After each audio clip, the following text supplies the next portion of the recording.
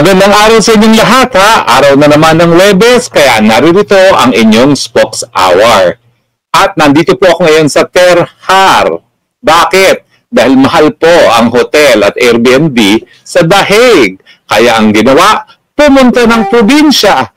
Pumunta ng probinsya dahil mas mura ang Airbnb at napakaganda naman po ng tanawin. Kaya po ang ginagamit ko ngayon as background ay yung background ng aking munting tinitirahan. Ano lang po siya, maliit siya. Para siyang kubo, pero Dutch kubo na napakaganda sa loob, no? So po pwede naman po talagang pagandahin pala natin yung mga maliliit nating bahay, no? Sa gaya ng nangyari ito. Siguro bago tayo magtapos, bibigyan ko kayo ng tour. Gusto niyo ba yan? Yung aking munting bahay sa Terhar. Pag-usapan po natin ngayon, abay, halatang halata po nila na linilihis nila atensyon ng taong bayan, yung galit ng taong bayan doon sa pagpapaaresto kay PRRD. Anong sinabi ni Browner? Maghanda na raw tayo dahil pag nagkagulo sa Taiwan, sigurado meron po tayong involvement. Kailan pa tayo naging protector ng Taiwan? Aber, anong mapakialam natin sa Taiwan? Taiwan naman talaga, kabahagi ng China. Sa mulat-mula, panahon pa ng tatay ni Marcos Jr., si Marcos Sr., kinilala natin ng One China policy, iisa lang ang China. So kung lulusubin ng China ang Taiwan, wala tayong pakialam. Gaya ng ginamitan natin ng dahas ang ISIS Maute nung sila lumusob sa Marawi. Ganun lang po yun. Talagang meron talaga tayong hindi lang katungkulan, kung hindi talagang responsibilidad na protektahan ang integridad ng ating bansa. Ganyan din po ang sitwasyon sa China, no? Kung sila talaga ay magdedeklara ng kanilang independensya, siyempre may karapatan ang China na protektahan ang kanyang political integrity. Pati po Amerika, One China policy po yan. Kaya hindi ko maintindihan kung bakit nakikisawsaw sila. No? Nakikisawsaw sila dahil nga doon sa strategic importance ng Taiwan, unang-una, dyan galing ang mga kinakailangan nilang semiconductors para sa kanilang mga missiles. No? Pangalawa, stepping stone din papunta ng China. At siyempre, ang gagamitin nilang base kung magkakagulo, ang Pilipinas. Yung mga base militar natin sa Isabela at Cagayan na malapit lang sa Taiwan. So anong mangyayari kapag pumutok ang putukan dyan? Well, tatargetin tayo ng China. Pwede ba naman yun? Nasa atin ang gagaling ang sundalo at sandata at mga missile, lalo-lalo na yung mid-range missiles, no? Na Typhoon missiles na nagkamuntik nang maging siya ng Third World War. Opo, yung same missile na kamuntik na maging siya ng Third World War, naririto po ngayon sa Pilipinas. Dati-rate, kabahagi lang daw ng balikatan. Ngayon, permanente na at wala silang plano na alisin. So si Browner, todo takot sa taong bayan na magkakagera at magkakagera, mahahatak tayo sa gera. Totoo po yan dahil sa desisyon ni Marcos Jr. nga na ibigay, gamitin ng mga Amerikano ang ating mga base militar. Sa international law po kasi, meron sinasabi na ang isang bansa that allows its territory to be used in a manner that is injurious to another, magkakaroon ng responsibilidad sa international law.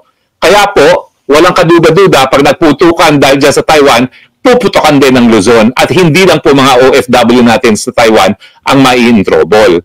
Kaya nga po dapat talaga, bumalik tayo sa pulisiya ni Tatay Digong na independenteng foreign policy.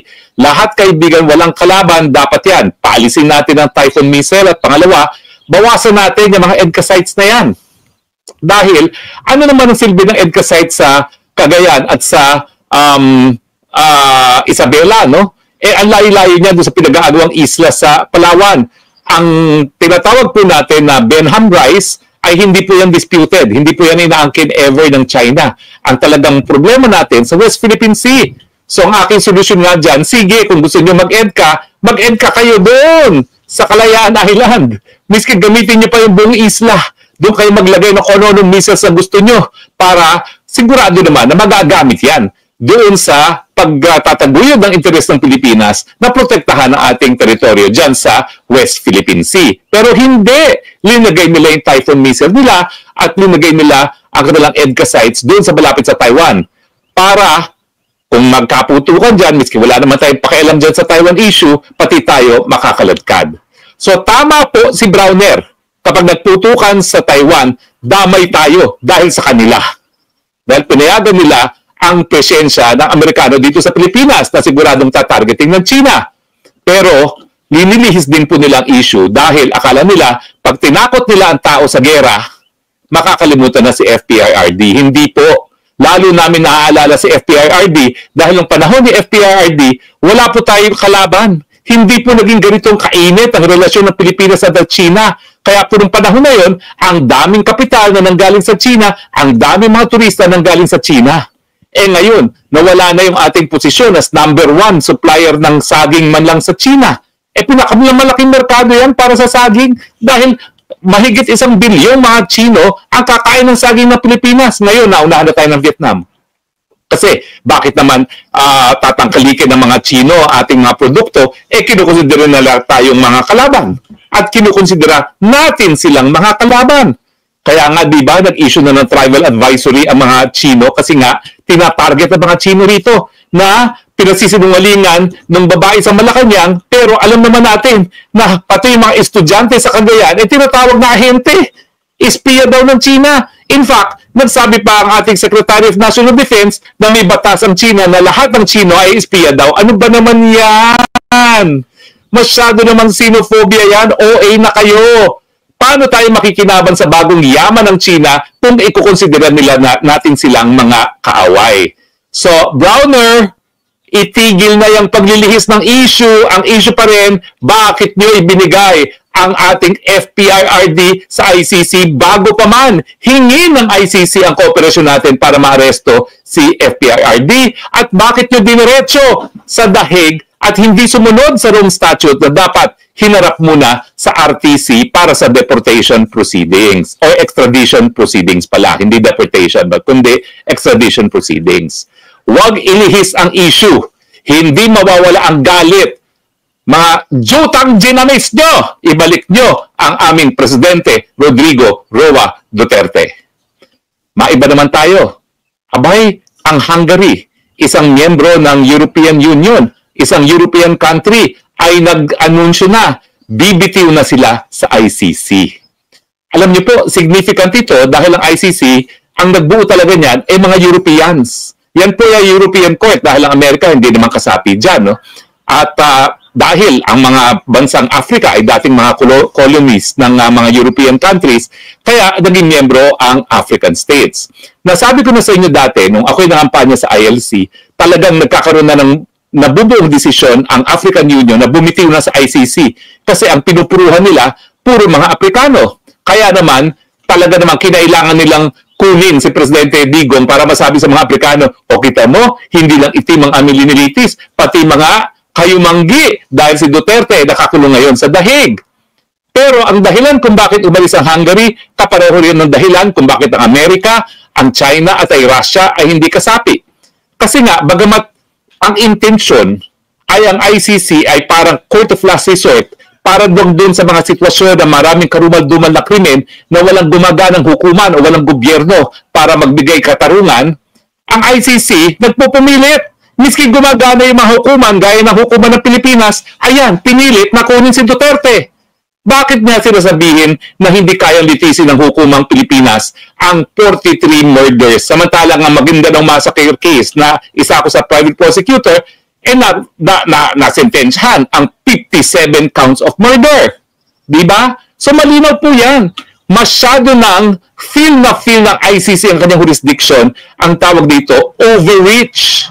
Maski hindi dapat maghimasok dahil meron namang lokal na mga hukuman na po pwede maglitis ng kaso, pinipilit niya ang sarili niya. Bakit?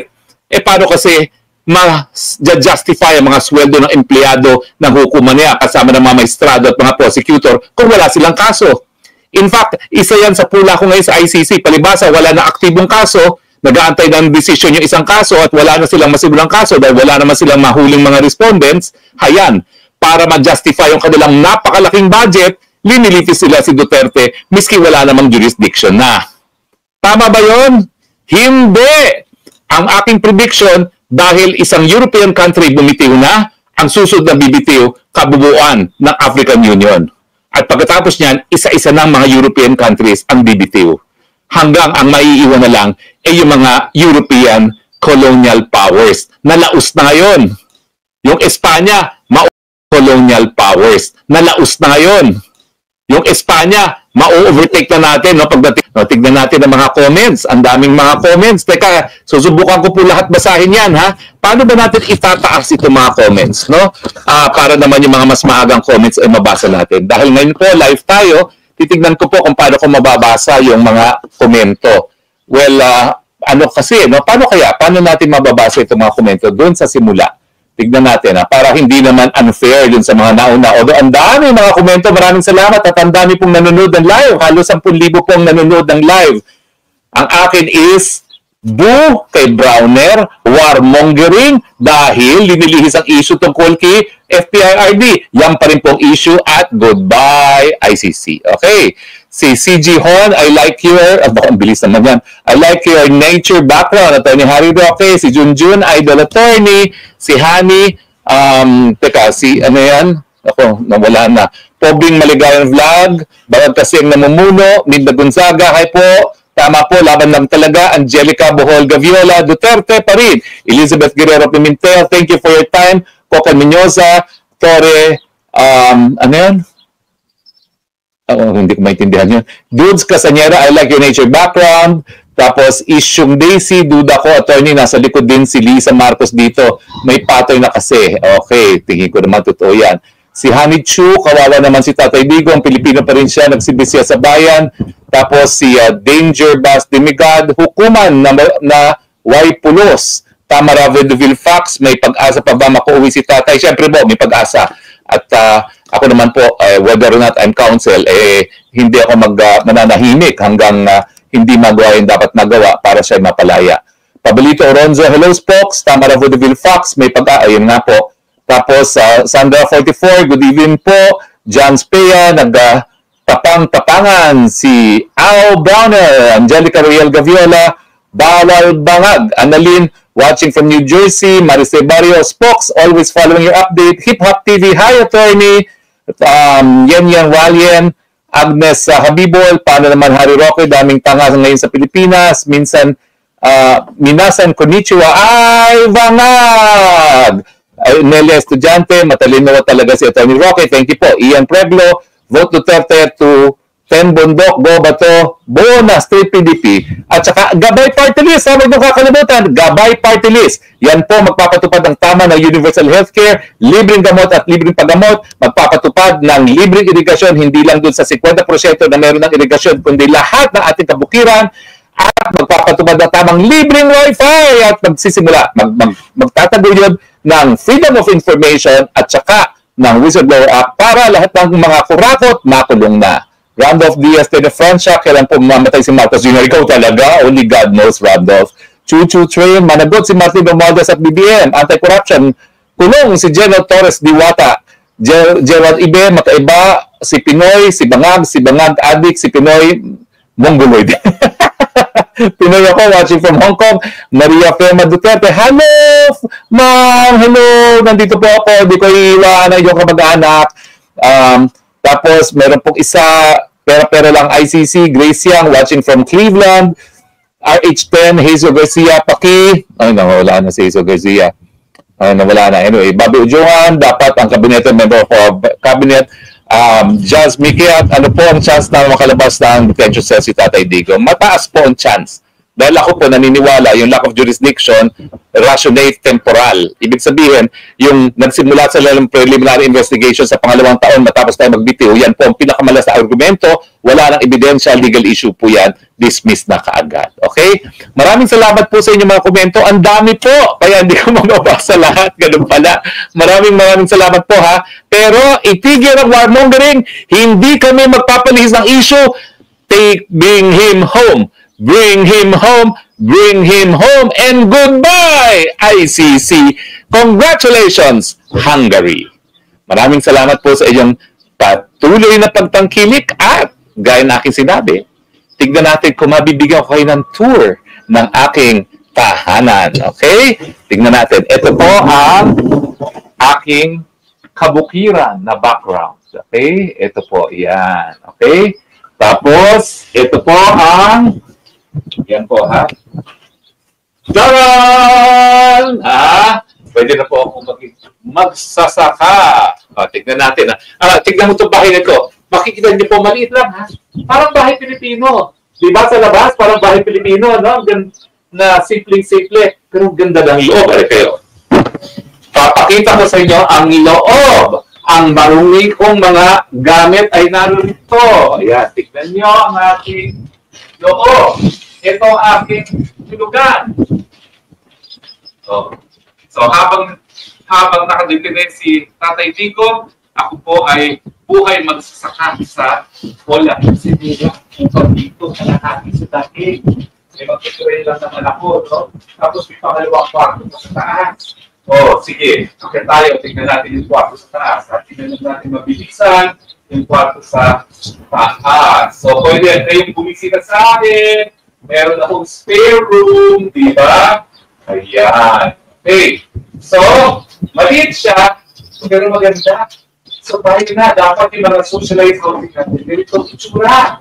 Diba, ganito kalaki mga socialized housing natin, pag hindi natin mapakita tayo dito, kaya pala na kailangan na mawala ang nakakasama.